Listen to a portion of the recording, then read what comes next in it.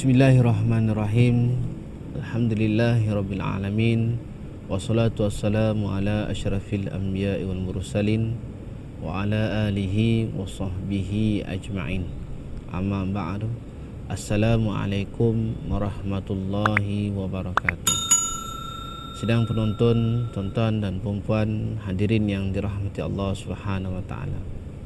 Alhamdulillah, bersyukur kita kepada Allah Subhanahu wa taala dapat kita bersama pada petang ini untuk sama-sama kita dalam solat tazkirah zuhur online anjuran Masjid Al-Azim, Masjid Negeri Melaka.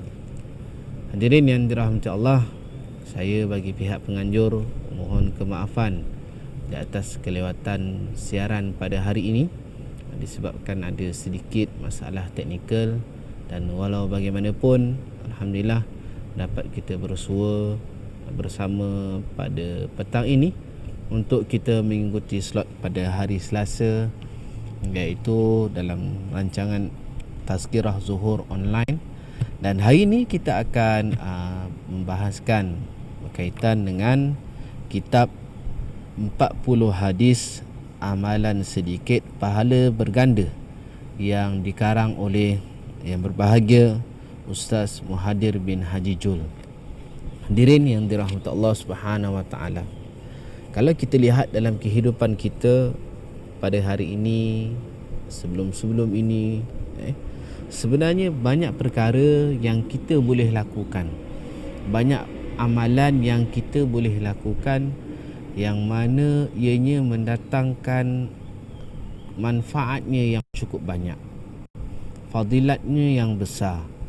Dan bila kita lihat amalan itu tidaklah sebesar dan tidaklah seberat mana pun, tetapi ganjaran yang Allah Subhanahu wa taala berikan kepada kita apabila kita melaksanakan perkara tersebut, subhanallah, amalan ganjaran itu cukup besar. Antara contoh yang saya boleh bawa bersama dengan tuan-tuan dan puan-puan ialah membaca surah Al-Ikhlas. Seperti contoh membaca surah Al-Ikhlas. Kadang bila kita sebut tentang surah Al-Ikhlas, kita tanya orang, tahu tak baca surah Al-Ikhlas? Dia terpinga-pinga nak jawab. Dia tak tahu nak baca apa, dan dia tak pernah tahu nama surah. Jadi masalah. Tapi bila kita sebut, cuba baca Qul huwallahu ahad, dia tahu, oh Qul ahad. Ataupun sinonimnya kita di sini di Malaysia ini dengan gelarannya kadang ayat 3 Qul sebagainya, kan? 3 Qul. Bila sebut 3 Qul, orang tahu dah Qul ahad, Qul a'udzu birabbil falaq, Qul a'udzu birabbin nas, kan? Kalau 4 Qul masuk Qul ya ayyuhal kafirun. Tapi kalau kita pergi ke negara luar, jangan kita cakap dengan orang begitu. Jangan kita minta sebut, tolong baca 3 Qul. Jumpa orang di Mekah ke, orang di luar negara ke, boleh baca 3 Qul. Dia pun terpinga-pinga, apa 3 Qul tu? Dia orang pun tak tahu. Sebab apa? Itu hanyalah nama yang kita guna pakai dekat dalam Malaysia ni. Dekat dalam Malaysia ni, bila sebut dengan negara luar, dia tak tahu dah perkara tersebut. Tuan-tuan dan puan-puan, hadirin yang dirahmati Allah Subhanahu wa taala. Contohnya seperti mana yang saya baca tadi, yang saya maklumkan tadi, membaca surah Al-Ikhlas. Dalam 1 minit kita boleh membaca sekitar 10 kali surah Al-Ikhlas. Ianya adalah surah yang cukup mudah untuk kita hafal dan adalah surah yang cukup popular untuk dibaca dalam solat apabila kita mengejar masa. Kalau kita nak cepat, baca surah Al-Ikhlas ketika mana solat. Saya yakin dan percaya ketika musim PKP ini, ramai yang mengerjakan solat sunat tarawih di rumah, surah ini menjadi surah lazim dibaca pada setiap rakaat. Mungkin ada yang mungkin advance sikit, kan? Ada Quran besar di hadapan, baca dengan tengok mushaf.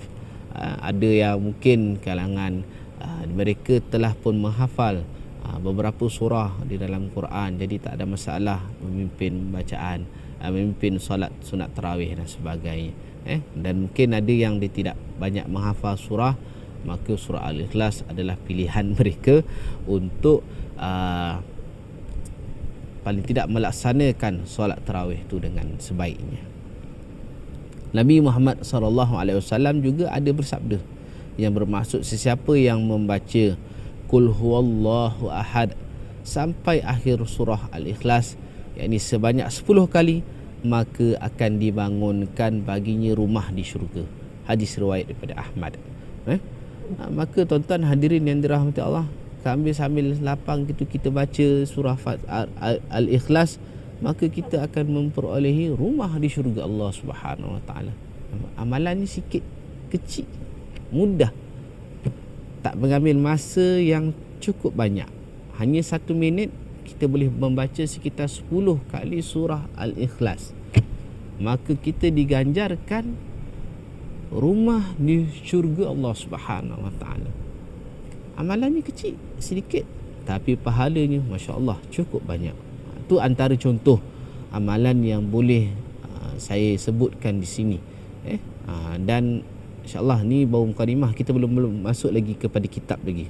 Belum baca lagi kitab. Mukadimah. Selain daripada tu, kita berselawat kepada Nabi Muhammad sallallahu alaihi wasallam, kepada Rasulullah sallallahu alaihi wasallam. Kita baca 1 kali selawat kepada Rasulullah, nescaya Allah akan berselawat sampaikan salam kepada kita 10 kali. Subhanallah, kita dapat sebegitu banyak keberkatannya daripada Allah Subhanahu Wa Taala. Disebutkan dalam hadis riwayat Muslim, barang siapa yang berselawat ke atasku sekali, nescaya Allah akan turunkan rahmat ke atasnya 10 kali ganda. Diterjemahkan daripada ulama muhaddisin mengatakan apakah yang disebutkan dengan selawat itu daripada Allah Subhanahu Wa Taala, maka Allah akan melimpahkan kepadanya iaitu rahmat daripada Allah Subhanahu Wa Taala. Tuan-tuan dan puan hadirin yang dirahmati Allah, itulah tadi banyak antara contoh yang boleh saya bawakan di sini untuk amalannya sekejap saja, mudah saja, tak sampai pun 1 jam 2 jam, tapi pahala yang Allah berikan kepada kita berganda. Hadirin yang dirahmati Allah Subhanahu Wa Taala, kita balik kepada perbincangan berkaitan dengan kitab 40 hadis amalan sedikit pahala berganda. Hadis yang pertama ialah berkaitan dengan kelebihan mengajar ilmu agama. An Sahlin bin Sa'din anna Rasulullah sallallahu alaihi wasallam qala yaumal Khaybar li'alli radhiyallahu anhu wallahu la ay yahdiyallahu bika rajulan wahidan khairul laka min ay yakuna laka khumrun na'am. Daripada Sayyidina Sahl bin Sa'ad radhiyallahu anhu, sesungguhnya Rasulullah sallallahu alaihi wasallam bersabda kepada Sayyidina Ali pada perang Khaybar, demi Allah, jika Allah memberi hidayah kepada seorang lelaki disebabkan kamu, ia lebih baik bagi kamu daripada memiliki unta merah. Seperti kelebihan Rasulullah sallallahu alaihi wasallam dibandingkan dengan umat baginda yang paling bawah. Rasulullah sallallahu alaihi wasallam bersabda, "Fadlul alim 'alal 'abidi ka fadli 'ala adnakum." Kelebihan seorang yang alim ke atas seorang yang abid, yakni ahli ibadah, adalah seperti kelebihanku ke atas orang yang paling bawah di kalangan kamu. Riwayat daripada At-Tirmizi dan At-Tabrani. Beza orang yang alim dan seorang lagi orang yang abid. Bezanya Rasulullah gambarkan dengan diri baginda dan umat baginda yang paling bawah. Jauh beza dia tuan-tuan, alim dengan abid. Sebab apa Rasulullah menggambarkan perkara seorang alim dengan abid itu, perbezaan ini adalah untuk menunjukkan bahawa peri pentingnya ilmu dan untuk kita menyampaikan ilmu. Orang alim ni adalah orang yang mempunyai banyak ilmu pengetahuannya. Banyak pengetahuannya. Contohnya dia alim dalam bidang agama. Alim ni bukan makna kata hanya untuk orang tertentu saja, bukan untuk kalangan para asatizah atau sebagainya, alim ulama dan sebagainya. Alim juga kalau orang tu memang dia mahir betul, mahir sangat-sangat repair kereta, dia alim bab kereta. Kalau dia mahir buat rumah, buat bangunan, dia alim bab bangunan. Main saham, dia yang paling pakar sekali main, dia alim bab saham. Kan? Alim, orang yang banyak ada ilmu tentang sesuatu perkara. Macam ada setengah orang dia alim dalam hal agama, maka dia alim dalam bab agama. Jadi tuan-tuan hadirin yang dirahmati Allah, orang yang mempunyai ilmu dengan orang ahli ibadah, jaraknya sungguh jauh. Sebab apa? Orang ahli ibadah, dia hanya tahu ibadah itu satu dan dia amalkan je. Tapi orang yang alim, dengan dia tahu dia mempunyai ilmu dan dia tahu pelbagai sudut ilmu, pelbagai kaedah untuk beribadah, maka dia boleh melakukan pelbagai ibadah mengikut manfaat-manfaatnya, waktu-waktunya, dan dia tahu apa amalan yang boleh melipat gandakan lagi amalan dia, pahala dia, ganjaran dia, apa amalan yang boleh menambahkan lagi kasih sayang Allah kepada dirinya dan dapat dia sampaikan kepada orang-orang yang lain. Ini keistimewaan orang yang alim. Maka tuan-tuan, tu sebab dia ada perbezaan di antara satu sama lain. Yang kedua, ulama adalah pewaris para nabi. Rasulullah sallallahu alaihi wasallam bersabda, al ulama warasatul anbiya. Para ulama adalah pewaris para nabi. Riwayat Abu Dawud, Tirmizi dan Ibn Hibban. Justru para ulama jugalah yang paling dekat dengan kedudukan kenabian, yakni nubuwah. Rasulullah sallallahu alaihi wasallam bersabda, aqrabun nas min darajatin nubuwati ahlul ilm. Orang yang paling dekat dengan kedudukan kenabian, yakni nubuwah, ialah ahli ilmu. Riwayat Abu Nu'aim. Dan kelebihan orang yang mempunyai ilmu, orang yang memberikan ilmu, dapat memberi syafaat pada hari kiamat. Rasulullah sallallahu alaihi wasallam bersabda, yashfa'a yaumal qiyamatil anbiya'u summal ulama summa syuhada.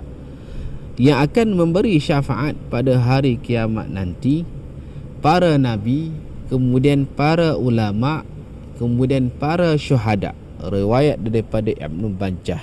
Keterangan berkaitan dengan hadis ini daripada Syekh Ahmad Fahmi Al-Banjari An-Nadwi Al-Maliki hafizahullah, ketika menafsirkan hadis ini mengatakan bahawa para nabi akan memberi syafaat kepada umat masing-masing, para ulama kepada murid masing-masing, dan para syuhada kepada ahli keluarga masing-masing.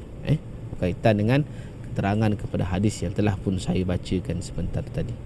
Dan perkara yang keempat, makhluk di langit, bumi dan lautan memohon keampunan kepada Allah untuk orang yang alim. Subhanallah. Tak rugi kalau kita cari ilmu, banyakkan mengaji, banyakkan mencari ilmu, mengikuti kelas-kelas dan sebagainya. Rasulullah sallallahu alaihi wasallam bersabda, wa innal alima la yastaghfir lahu man fis samawati wa man fil ard hatta al hitanu fil ma. Dan sesungguhnya seorang alim itu akan diminta keampunan untuknya oleh makhluk yang ada di langit-langit dan di bumi, sehingga kan juga ikan-ikan di laut. Subhanallah. Riwayat Abu Daud dan At-Tirmizi. Dan antara kelebihan lain, mengajar mendapat pahala lebih baik daripada mendirikan 1000 rakaat solat sunat. Rasulullah sallallahu alaihi wasallam bersabda, ya Abazar, la an ta'zu tata'allamu baban minal ilmi khairul laka min an tusalliya mi'ata rak'atin wala an taghdu fatu'allimu baban minal ilmi umila bihi aw lam yu'mal bihi khairul laka min an tusalliya alfa rak'atin. Rasulullah sallallahu alaihi wasallam bersabda, wahai Abu Zar, sesungguhnya berpagi-pagi kamu belajar satu bab daripada ilmu lebih baik bagi kamu daripada solat 100 rakaat, yakni solat sunat. Dan sesungguhnya berpagi-pagi kamu mengajar satu bab daripada ilmu agama, sama ada ia akan diamal atau tidak diamal, lebih baik bagi kamu daripada solat 1000 rakaat solat sunat. Tadi sesungguhnya berpagi-pagi kamu belajar satu bab daripada ilmu tu lebih baik kamu daripada solat 100 rakaat solat sunat. Kalau belajar itu lebih baik daripada kita solat sunat 100 rakaat. Tapi kalau mengajar lebih baik daripada 1000 rakaat solat sunat. Subhanallah.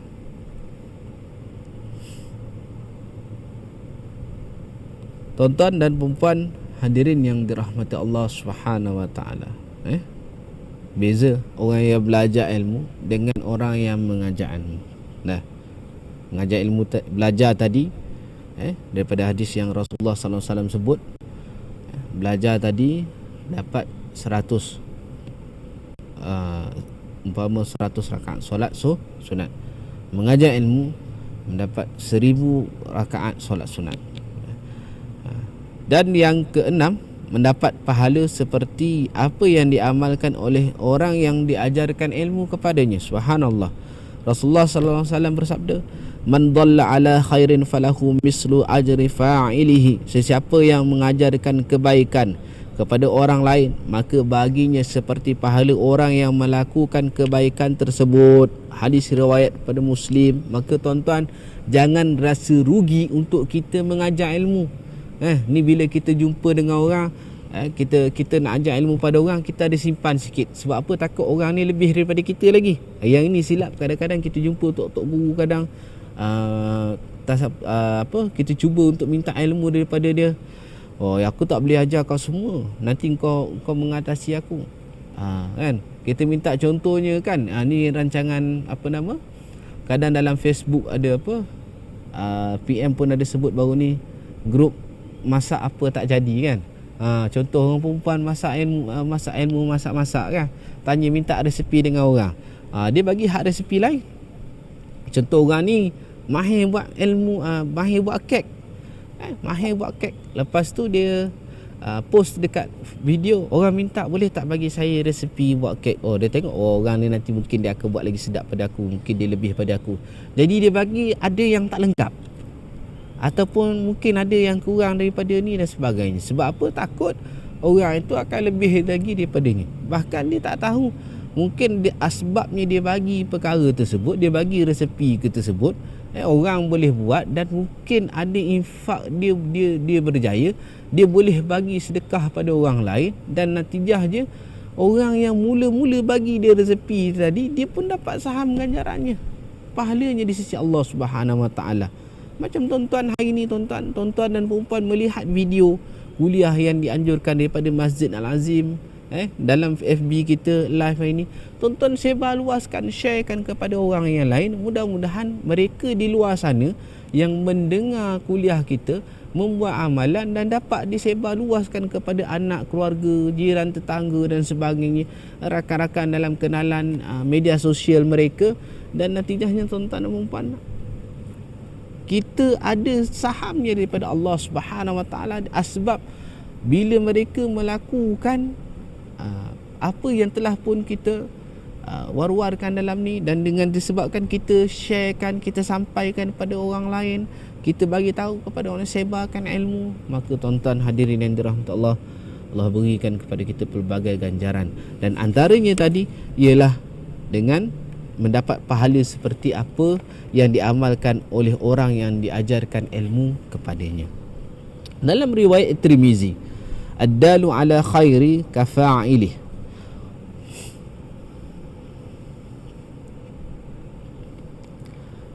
Orang yang mengajarkan kebaikan kepada orang lain adalah seperti orang yang melakukan kebaikan tersebut.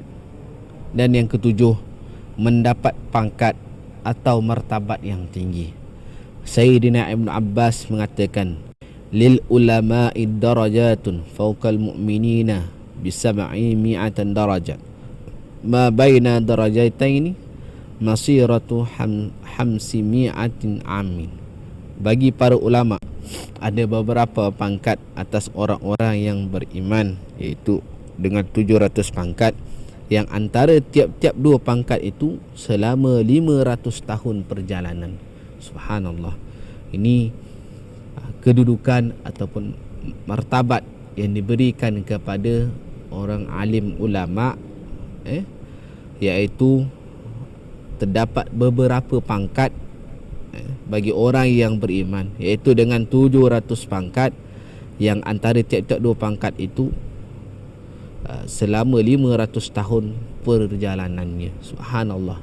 Dan ini juga adalah merupakan salah satu ujian bagi orang alim ulama, yang mana tuan-tuan hadirin yang dirahmati Allah, dengan adanya pangkat, dengan adanya kemasyhuran, dengan pandangan tingginya daripada masyarakat, ini adalah salah satu bentuk ujian yang Allah berikan kepada orang alim ulama, jika beliau ini mampu untuk menanganinya, hatinya terutamanya, daripada sifat penyakit hati, daripada perkara-perkara penyakit hati, antaranya adalah sifat ujub, riak, takabur, hasad dan sebagainya. Maka kalau dia boleh memelihara perkara-perkara itu daripada diri dia, daripada terbit dalam hati dia, maka akan lahir satu lagi sifat tawaduk pada ulama tersebut. Tuan-tuan dan puan hadirin yang dirahmati Allah, tu sebab para ulama ujiannya itu lagi dahsyat, tuan-tuan. Dia bila masyhur, bila tinggi darjatnya, martabat dia tinggi, maka dia tidak akan terlepas daripada ujian ini, iaitu ujian penyakit hati, yang mana kita tahu bahayanya penyakit hati ini. Bila berlakunya dalam diri kita, dalam diri setiap orang, tak kira siapa pun, maka ganjaran kita, pahala kita habis begitu saja. Disebutkan dalam satu hadis menyebut tentang berkaitan dengan bahayanya sifat riak ini. Apabila seolah dititikkan ke atas satu gunung, maka hancur berterbanganlah gunung tersebut. Diibaratkan yang dititik itu tadi adalah sifat riak, dan gunung itu tadi adalah pahala yang kita kumpul selama ini. Dititik sikit je, tuan-tuan dan puan, titik sedikit saja sifat riak tu pada gunung tersebut, nescaya akan hancurlah pahala yang kita pernah kumpul selama ini. Sebab apa dikatakan begitu? Sebab daripada satu sifat dalam penyakit-penyakit hati ini tadi, ada 10 penyakit hati, tuan-tuan hadirin yang dirahmati Allah. Dan jika berlaku satu di antaranya, dia boleh berkait kepada perkara yang lain, kepada penyakit-penyakit hati yang lain. Datang riak, dia boleh ada ujub, dia boleh ada takabur, kemudian dia ada datang pula hasad, dengki, kemudian boleh jadi khianat dan sebagainya. Disebabkan satu saja. Mula daripada satu, dia akan mula melibatkan yang lain-lain. Bila libat yang lain-lain, maka akan jauh lagi tersasar, akan jauh lagi mereka ini terlari daripada landasan syariat yang sebenar. Maka kena hati-hati, tuan-tuan dan puan hadirin yang dirahmati Allah Subhanahu wa taala. Tuan-tuan dan puan hadirin yang dirahmati Allah Subhanahu wa taala, hadis yang kedua, tadi kita dah cerita tentang kelebihan mengajar ilmu. Hadis yang kedua adalah kelebihan menuntut ilmu. An Abi Hurairah anin Nabi sallallahu alaihi wasallam, man salaka tariqan yaltamisu fihi ilman sahhalallahu lahu bihi tariqan ilal jannah. Daripada Sayyidina Abu Hurairah radhiyallahu anhu, daripada baginda Nabi sallallahu alaihi wasallam bersabda, sesiapa yang melalui, iaitu menempuh suatu jalan untuk mencari ilmu, maka Allah akan memudahkan kepadanya jalan ke syurga dengan usahanya tersebut. Subhanallah. Orang yang berusaha menempuh satu jalan untuk mencari ilmu, maka Allah Subhanahu wa taala akan memudahkan jalannya ke syurga Allah Subhanahu wa taala. Kita tuan-tuan kadang ilmu dah sekarang ni, orang dulu-dulu nak ngaji ilmu kena mengembara. keluar, keluar daripada kawasan rumah, kampung, negeri, mengembara pergi mencari ilmu, merantau ke sana ke sini, ke negeri-negeri lain sehingga ke luar negara. Saya rasa ramai di kalangan kita yang sedia maklum, kita nak dapatkan satu ilmu, kita kena pergi ke tempat lain, pergi cari sana cari sini. Sekarang ni pun sama, kita nak sekolah, nak cari ilmu, kita anak-anak kita hantar ke sekolah. Cuma sekarang ini kita telah didedahkan dengan fenomena baru alaf ke-21 ini, dengan apa? Dengan pelbagai teknologi yang boleh diguna pakai untuk memudahkan kita mendapatkan sesuatu, termasuk dalam mencari ilmu. Hari ini saja kita dapat lihat pelbagai kaedah digunakan untuk kita mencari ilmu. Guna internet, ada Zoom, aplikasi Zoom. Anak saya kelas taska menggunakan aplikasi Zoom, kelas online bersama dengan guru dan kawan-kawan dia. Itu taska, belum masuk ke peringkat sekolah rendah, sekolah menengah dan sebagainya, kan? Kita pula yang remaja-remaja dah besar sikit ni, dan belia-belia kita menggunakan Facebook, WhatsApp, adanya Instagram dan pelbagai lagi media sosial yang kita gunakan untuk kita menyebarluaskan ilmu. Dan ini juga salah satu daripada konsep ilmu kita, iaitu dengan kita mengadakan kuliah secara online. Tuan-tuan dan puan-puan hadirin yang dirahmati Allah, bezanya sama ada kita rajin nak cari ataupun kita tak nak cari. Bila kita nak buka kuliah, kita duk tengok benda lain, dah habis dah lupa dah.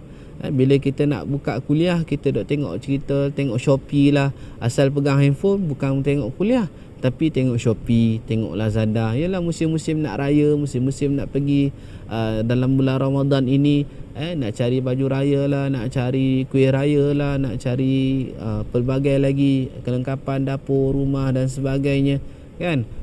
Kasut dan sebagainya. Jadi banyak perkara yang boleh menyebabkan kita leka. Bila kita leka, kita tidak akan dapat untuk mencari ilmu. Kita akan mudah untuk cepat lupa dan leka dengan keseronokan dunia ini. Tuan-tuan dan puan-puan hadirin yang dirahmati Allah Subhanahu wa taala, antara kelebihan dalam kita menuntut ilmu, yang pertama, malaikat menjaga dan memelihara penuntut ilmu. Rasulullah sallallahu alaihi wasallam bersabda, wa innal malaikata la tad'u ajnihataha li talibi ilmi ridha bima yasna'u. Dan sesungguhnya malaikat merendahkan segala sayapnya untuk orang yang menuntut ilmu kerana redha dengan perkara yang dilakukannya. Subhanallah. Malaikat menjaga dan memelihara bagi orang yang menuntut ilmu. Yang kedua, penuntut ilmu adalah seperti orang yang berjuang di jalan Allah.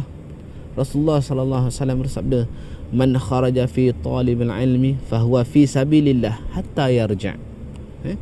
Sesiapa yang keluar untuk menuntut ilmu, maka dia berada di jalan Allah sehinggalah dia pulang. Subhanallah.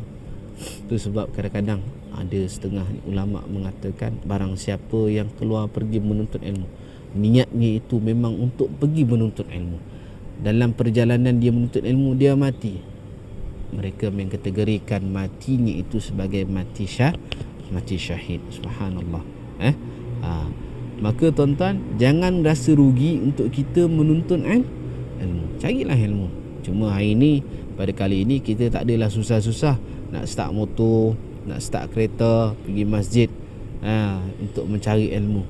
Sebab apa? Dalam tempoh kita kawalan pergerakan bersyarat ini, dan sebelum ini juga PKP ini, Perintah Kawalan Pergerakan, maka kita melaksanakan program secara dalam talian yang mana memudahkan untuk orang ramai mengakses untuk mencari ilmu di dalam laman rasmi masjid, iaitu Masjid Al-Azim Masjid Negeri Melaka. Ini dalam laman Facebook Masjid Al-Azim. Mudah tuan-tuan dan perempuan hendak mendapatkan ilmu dengan hanya melayari saja dalam laman Facebook Masjid Al-Azim Masjid Negeri Melaka. Dan antara kelebihan yang ketiga, penuntut ilmu termasuk dalam golongan yang selamat daripada laknat Allah di muka bumi. Rasulullah sallallahu alaihi wasallam bersabda, "Ad-dunya mal'unah wa mal'una ma fiha illa zikrallahi wa ma walah wa aliman aw muta'alliman." Dunia ini adalah dilaknat. Laknat apa yang di dalamnya kecuali berzikir kepada Allah Subhanahu wa taala dan apa yang menurut kehendaknya, orang alim atau orang yang belajar. Subhanallah. Maka untuk menjadikan diri kita ini tidak termasuk dalam golongan yang dilaknat daripada Allah Subhanahu wa taala, hendaklah kita dengan berzikir, berbanyakkan mengingati Allah Subhanahu wa taala, beribadah kepadanya, mencari ilmu dengan tujuan untuk sebagai tujuan untuk menunaikan perintah Allah Subhanahu wa taala. Ilmu fardu ain, fardu kifayah. Fardu ain tu terutamanya seperti mana solat, puasa dan sebagainya. Ini banyak lagi yang kita kurangnya ilmu berkaitan dengan perkara tersebut. Saya minta maaf cakap, ada setengahnya bila kita tanya umur yang 50 ke 60 tahun ini, pakcik tahu tak mengaji Quran? Minta maaf nak, pakcik tak tahu pun mengaji Quran. Dah tu pakcik solat macam ikut apa yang dia hafal. Kan dia dengar orang solat baca Fatihah, jadi dia baca Fatihah. Orang solat dia Allahu Akbar, Allahu Akbar. Habis selawat, salam, tahiyat macam mana pakcik? Pakcik tak tahu macam mana nak baca. Masya Allah. Saya pernah jumpa orang yang begini, tuan-tuan dan perempuan. Umur 50-60 tahun, mengaji Quran pun tak reti, baca Iqra pun tak tahu. Sedih tuan-tuan hadirin yang dirahmati Allah. Maka sampaikan kepada mereka, ajarkan mereka. Orang begini jangan disisihkan, hendaklah kita ajak bersama mereka untuk kita memberikan ilmu kepada mereka. Dan orang yang mempunyai masalah ini, tak tahu mengaji Quran, tak tahu solat, ada yang tak tahu solat, dia perhati orang sebelah solat. Ada orang sebelah angkat takbir, dia pun angkat takbir. Orang sebelah rukuk, dia rukuk. Orang sebelah sujud, dia sujud. Bila orang sebelah terbatal solat keluar, dia pun dah tak tahu nak buat apa. Kan?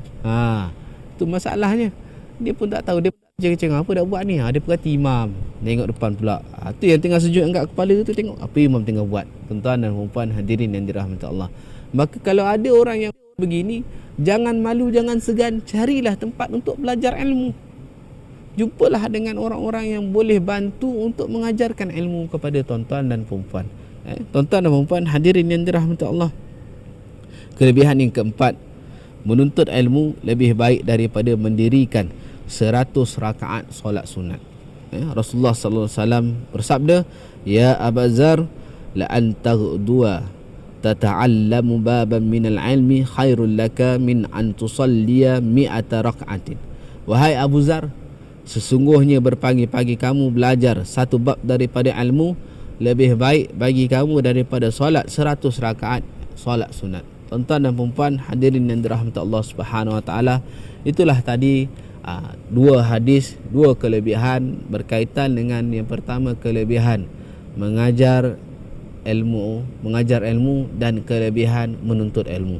Mudah-mudahan apa yang dapat kita kongsikan pada hari ini memberikan manfaatnya kepada diri kita dan dapat kita sebarluaskan kepada yang lain, dapat kita sampaikan kepada orang lain supaya dapat bersama kita mendapat manfaat daripada ilmu yang Allah Subhanahu Wa Taala pinjamkan kepada kita kali ini. Tuan-tuan dan puan-puan, saya mohon ampun dan maaf jika terdapat sebarang kesilapan, kekurangan dalam saya menyampaikan tazkirah pada petang ini, dan sekiranya terdapat sebarang pandangan, carangan, bolehlah tuan-tuan dan puan-puan letakkan dalam ruang komentar. Mudah-mudahan dapat kita tambah baik perkara ini dari masa ke semasa. Dan kepada yang ada yang menghantar ucapan salam, banyak ucapan salam, maka saya jawab di sini, Waalaikumsalam warahmatullahi wabarakatuh. Selamat berpuasa saya ucapkan kepada semua, dan mudah-mudahan kita menjadikan Ramadan kita pada kali ini Ramadan yang sungguh bermakna, Ramadan yang mendatangkan manfaatnya kepada diri kita, dan dapat kita bersama meningkatkan amalan kita di dalam bulan yang cukup mulia ini, bulan Ramadan. Akhir kata daripada saya, aku qauli hadza wa astaghfirullahalazim li wa lakum. Wassalamualaikum warahmatullahi wabarakatuh.